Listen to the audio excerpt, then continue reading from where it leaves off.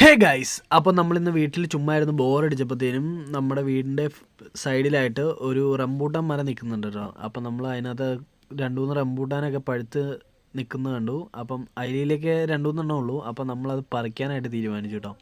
അപ്പോൾ നമ്മൾ അതിന് വേണ്ടി തോട്ടി കെട്ടി സെറ്റാക്കി എടുക്കുകയാണ്. അപ്പം നമ്മുടെ കയ്യിൽ വലിയ നീട്ടമുള്ള തോട്ടി ഇല്ലാത്തതുകൊണ്ട് തന്നെ നമ്മൾ രണ്ട് മൂന്ന് കമ്പ് യോജിപ്പിച്ച് കെട്ടി സെറ്റാക്കി കേട്ടോ ഗൈസ് അത് പറിക്കാൻ വേണ്ടി പോകുന്നത്. അപ്പോൾ അത് പറിക്കുന്നത് ഭയങ്കര രസകരമായിട്ടുള്ളൊരു കാര്യമാണ്. കാരണം രണ്ടും തോട്ടി കൂട്ടി കെട്ടിയതുകൊണ്ട് ഒരു വിധത്തിലും അത് പറിക്കാൻ പറ്റുന്നില്ല. കാരണം അത് പൊക്കുമ്പോൾ തന്നെ ഇത് മറിഞ്ഞു പോകുമായിരുന്നു.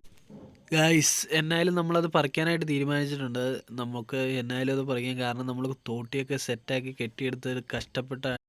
ഹേ ഗൈസ്, അപ്പോൾ നമ്മളിന്ന് വീട്ടിൽ ചുമ്മാ ഇരുന്ന് ബോറടിച്ചപ്പോഴത്തേനും നമ്മുടെ വീടിൻ്റെ സൈഡിലായിട്ട് ഒരു റംബൂട്ടാൻ മരം നിൽക്കുന്നുണ്ട് കേട്ടോ. അപ്പം നമ്മൾ അതിനകത്ത് രണ്ട് മൂന്ന്